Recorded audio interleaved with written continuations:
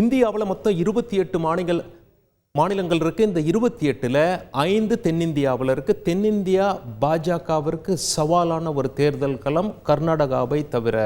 மீதமுள்ள 4 மாநிலங்கள் என்னென்ன? தமிழ்நாடு, கேரளா, ஆந்திரா, தெலுங்கானா. சரி, இதெல்லாம் ஒரு பக்கம் இருக்க, பாஜகவின் வெற்றி தோல்விகளை நிர்ணயிக்கும் அந்த 10 மாநிலங்களில் இந்த முறை ஏற்கனவே பாஜக எத்தனை சீட்டு எடுத்திருக்காங்க, இந்த முறை அங்கே நிலவரம் எவ்வாறு இருக்கிறது என பார்த்து விடுவோம். இந்த 10 மாநிலங்களை பாருங்கள். 10 மாநிலங்களில் தென்னிந்தியாவில் எத்தனை மாநிலம்னு பாருங்கள். தென்னிந்தியாவில் ஒரே மாநிலம், அது கர்நாடகா.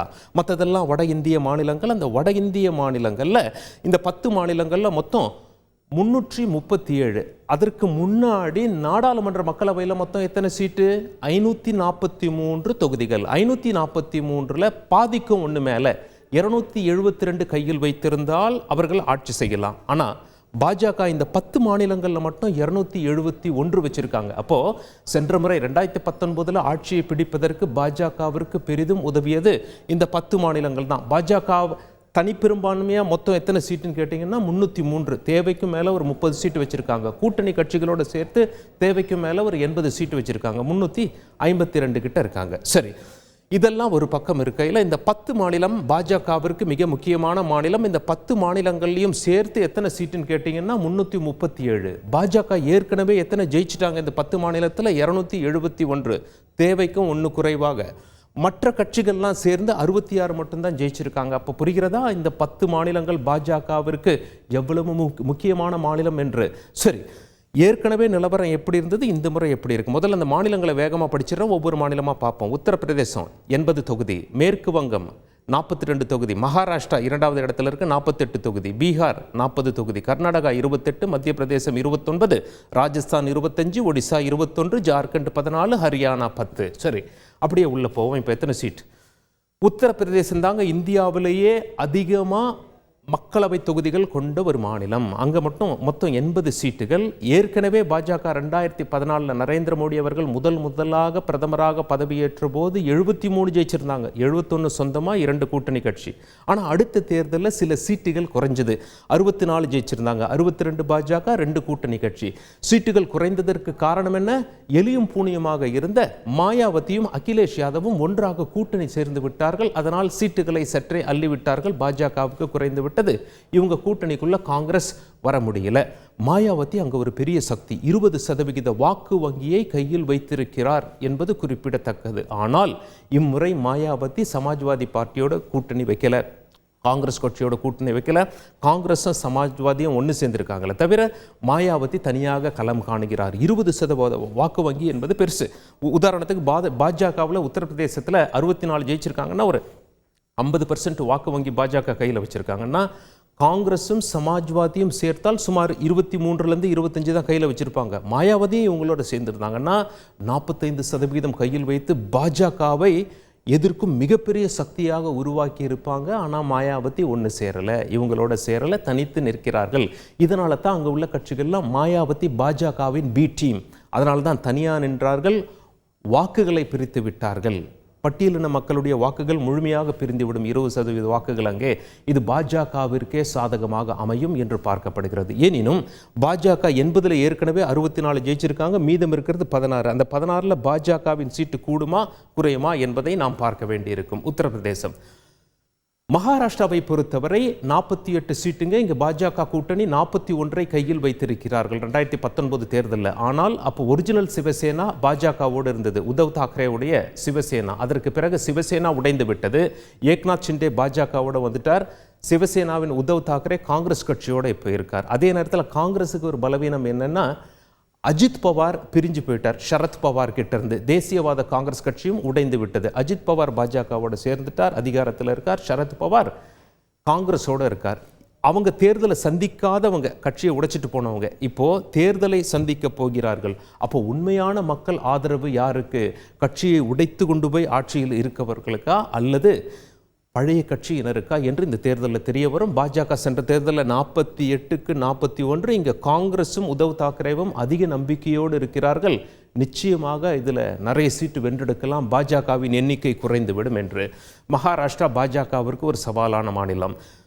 மேற்கு வங்கத்தில் மம்தா பானர்ஜி அவர்கள் முதலமைச்சர். அவர் 22 சீட்டு ஜெயிச்சிருக்காங்க, காங்கிரஸ் 2 ஜெயிச்சிருக்காங்க. பாஜக ஏற்கனவே அங்கே கிட்டத்தட்ட பாதிக்கு பாதி 18 சீட்டு கையில் வச்சிருக்காங்க. அப்போ பாஜகவின் எண்ணிக்கை அப்படியே இருக்குமா, கூடுமா, குறையுமா என்பதை பார்க்க வேண்டியிருக்கும்.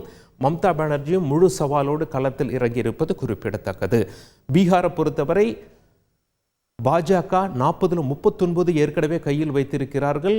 நிதிஷ்குமார் கூட்டணியில் இருக்கிறார். ஆனால் நிதிஷ்குமாருக்கு பழைய இமேஜ் இல்லை. பல்டி குமார் என்று அழைக்கப்படுகிறார். அங்கேயும் இங்கேயும் தாவி லாலு பிரசாத் யாதவோட கட்சியோடும் கூட்டணி சேர்ந்து ஆட்சியில் இருக்கார். அங்கிருந்து பாஜகவோடு கூட்டணி சேர்ந்து ஆட்சி வைக்கிறார். இந்தியா கூட்டணி என்று ஒன்றை உருவாக்கியதே அவர் தான். பிறகு யாருக்கு எதிராக உருவாக்கினாரோ அவங்களோட போய் கூட்டணி வைக்கிறார் பாஜகவோட. இப்படி அவருக்கு பல்டி குமார் என்று இமேஜ் அடிபட்டு விட்டது. அவரோடு பாஜக தற்பொழுது கூட்டணியில் இருக்கிறது. 40க்கு 39 தக்க வைத்துக் கொள்ள முடியுமா அல்லது குறையுமா என்பதை பார்க்க வேண்டும். காங்கிரஸ் கட்சி இங்கே உற்சாகமாக இருக்கிறது. பீகார்ல நிறைய நாம் தட்டி விடலாம் என்று. கர்நாடக மாநிலம் வந்தோம்னா அங்கே மொத்தம் 28, பாஜக 25 ஜெயிச்சாங்க. சுயேட்சையாக சுமலதா ஜெயிச்சாங்க. அவங்களும் பாஜகவோடு தான் கூட்டணி வச்சாங்க. 26 அப்படி பார்க்கும்போது பாஜக. காங்கிரஸ் கட்சி அப்பொழுது ஆளும் கட்சி இல்லை, ஆனால் இப்பொழுது ஆளும் கட்சி. எனவே காங்கிரஸ் கட்சி உற்சாகத்தில் இருக்கிறது. இங்கே நாங்கள் கூட ஒரு 10 சீட்டு ஜெயிச்சிருவோம், எப்படியாவது பாஜகவிற்கு ஒரு 10 சீட்டு குறைஞ்சிரும் என்று. மத்திய பிரதேசத்தை எடுத்துக்கொண்டால் அங்கே மொத்தம் 29 சீட்டு. பாஜக கூட்டணி 28 கையில் வைத்திருக்கிறார்கள். ஒரு சில முக்கியமான மாநிலங்களில் மூத்த தலைவர்கள் ஓரங்கட்டப்பட்டதாக பாஜகவின் மீது, பாஜக மேலிடத்தின் மீது ஒரு குற்றச்சாட்டை காங்கிரஸ் முன்வைக்கிறது. அப்படி பார்க்கும் பொழுது சிவராஜ் சிங் சௌஹான் ரொம்ப ஃபேமஸாக இருந்தவர், பல ஆண்டுகால முதலமைச்சராக இருந்தவர். மீண்டும் முதல்வராவாரா பாஜக ஜெயிச்சால் என்று எதிர்பார்க்கப்பட்டது. முதலமைச்சர் பதவி அவருக்கு கிடைக்கவில்லை. எனவே அவருடைய அதிருப்தியாளர்கள், அவருடைய ஆதரவாளர்கள் எல்லாம் அங்கே எப்படி செயல்படுவாங்க, இது காங்கிரஸ் தனக்கு லாபமாக அமையுமா என்றும் பார்த்து கொண்டிருக்கிறது. அப்படியே ராஜஸ்தான் வந்தோம்னா பாஜக ஏற்கனவே அங்கே 25க்கு 25 ஜெயிச்சிருக்காங்க. இதில் ஏதாவது கிடைக்கும். அங்கே வசுந்தரா ராஜே சக்தி வாய்ந்த தலைவராக இருந்தார். ஆனால் அவரும் மீண்டும் முதலமைச்சராக்கப்படவில்லை. அவரும் அங்கே ஓரம் கட்டப்பட்டிருக்கார் அப்படின்னு சொல்லிட்டு காங்கிரஸ் கட்சி குற்றச்சாட்டை முன்வைத்து அங்கே ஏதாவது கிடைக்குமா என்று எதிர்பார்த்து கொண்டிருக்கிறது. அப்படியே ஒடிசா வந்தோம்னா 21, நவீன் பட்நாயக்குக்கும் பாஜகவிற்கும் கடுமையான போட்டி. நவீன் பட்நாயக்குடைய ரைட் ஹேண்டாக பார்க்கப்படுகின்ற திரு பாண்டியன் அவர்கள் தமிழ்நாட்டை சேர்ந்தவர். அங்கே IAS அதிகாரியாக இருந்து உத்திகளை வகுத்து கொடுக்கிறார் நவீன் பட்நாயக்குடைய பிஜு ஜனதாதளம் கட்சிக்கு. எனினும் பாஜக அவரை குறிவைத்து தாக்கி பிரச்சாரம் செய்தது. ஆனால் நவீன் பட்நாயக் சொல்லிட்டார், பாண்டியன் என்னுடைய அரசியல் வாரிசு இல்லை என்று அறிவித்திருக்கிறார்.